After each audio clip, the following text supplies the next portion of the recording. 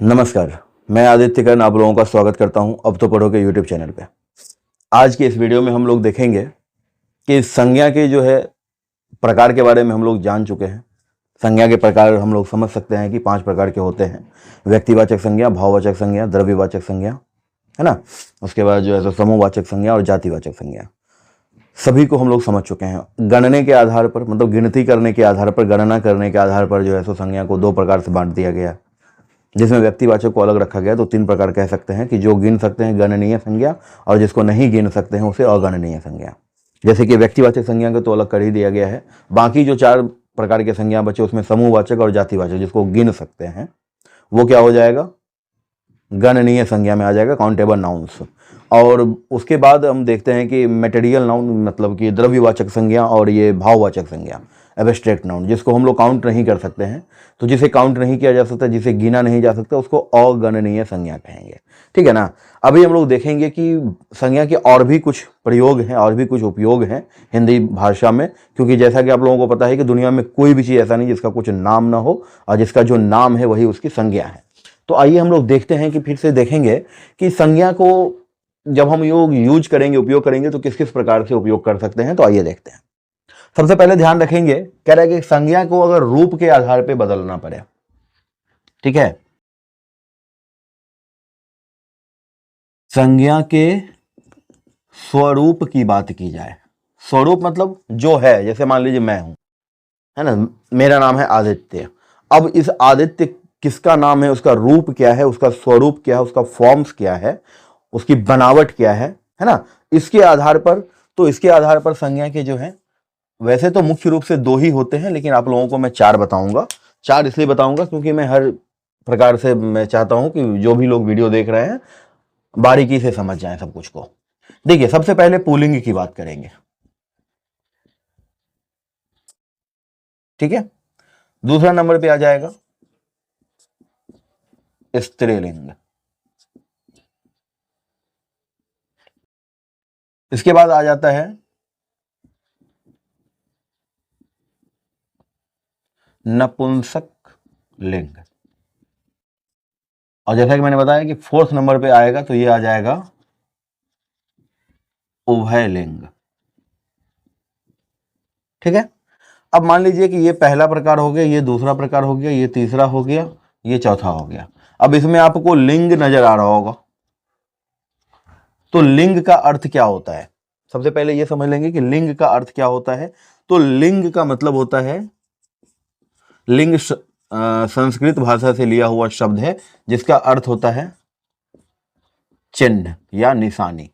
अब मतलब कि चिन्ह या निशानी, कोई निशानी देख करके, कोई चिन्ह देख करके हम समझ सकते हैं कि संज्ञा पुल्लिंग है या स्त्रीलिंग है, नपुंसक लिंग है या उभय लिंग है, किस प्रकार से। तो आगे बढ़िए।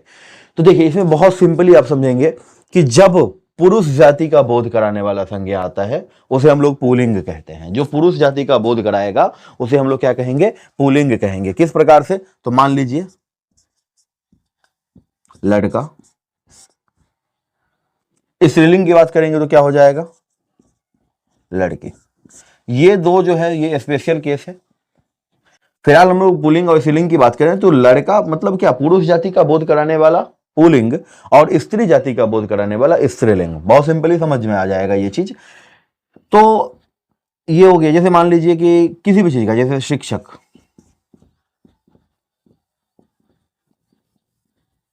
शिक्षिका, ठीक है। हाँ, एक चीज और ध्यान रखेंगे कि शिक्षक और शिक्षिका की जहां तक हम बात कर रहे हैं, तो ये तो हम बदल देते हैं, इसको पुल्लिंग और स्त्रीलिंग कर देंगे।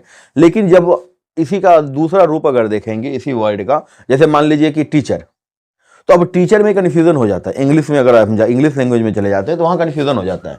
उसको जो है सो उभय लिंग में रखा गया है। मतलब क्या, ऐसा संज्ञा जिससे पुरुष जाति या स्त्री जाति दोनों हो सकते हैं, दोनों का बोध हो। टीचर, तो टीचर लड़की भी हो सकती है, लड़के भी हो सकते हैं। जो पढ़ाएंगे वो टीचर।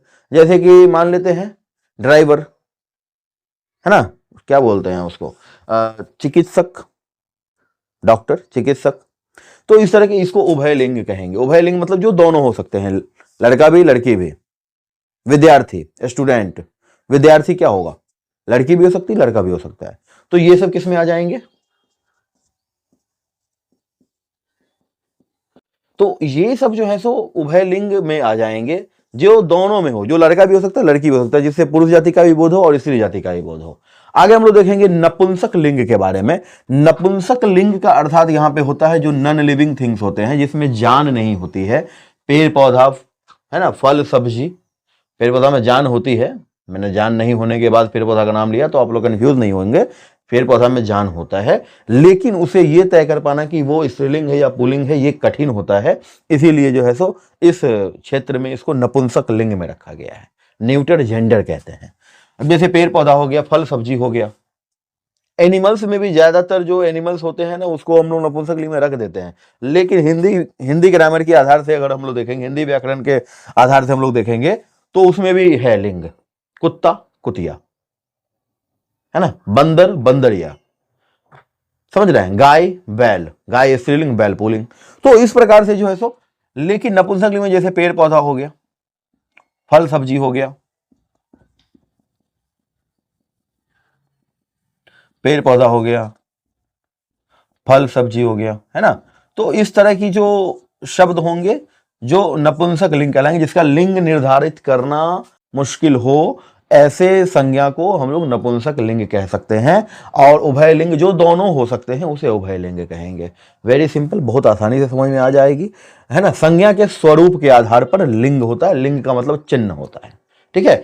आगे हम इसी क्रम में अगर बढ़ते हैं तो आगे ध्यान रखेंगे, ये तो संज्ञा के स्वरूप के आधार पर था ना।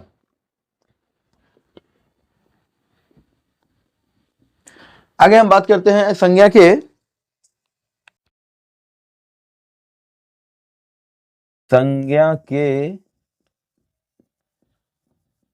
संख्याओं के आधार पर।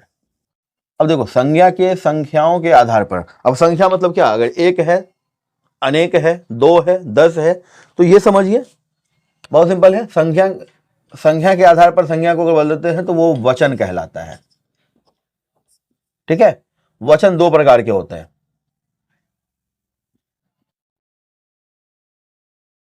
एक वचन और दूसरा होता है बहुवचन, ठीक है। एक वचन और बहुवचन। एक वचन का अर्थात और बहुवचन का अर्थात सीधा सीधा सिंपली समझिए, इसमें कोई ज्यादा कंफ्यूज होने की आवश्यकता नहीं है, नाम से समझ लीजिए। एक मतलब जब कोई संज्ञा सिंगल हो, अकेला हो, एकत्व का गुण रखता हो, एक संख्या हो तो उसे एक वचन कहेंगे। एक का यहां पर सीधा मतलब एक है। तो जब एक होगा कोई चीज, जैसे मान लेते हैं हम लड़का, अब वो लिंग कोई भी हो सकता है, संज्ञा की बात कर रहे हैं हम, लिंग की बात यहां पे नहीं कर रहे। संज्ञा कोई भी हो, लड़का हो, लड़की हो, गाय हो, बैल हो, भैंस हो, है ना, पेड़ हो, फल हो, सब्जी हो, एक वचन। यहां पे जो बहु दिख रहा है आपको, बहु का मतलब यहां पर सास बहु वाला बहु बिल्कुल भी नहीं है। यहां पर बहु का मतलब क्या है, बहुत। अब बहुत में देखिए, दो भी हो सकता है और दो से अधिक भी हो सकता है। बिल्कुल ध्यान रखेंगे इस चीज का, दो या दो से अधिक रहेगा उसको बहुत कहेंगे, बहुवचन में आ जाएगा। जैसे लड़का, लड़के, सीधा सिंपल। नदी,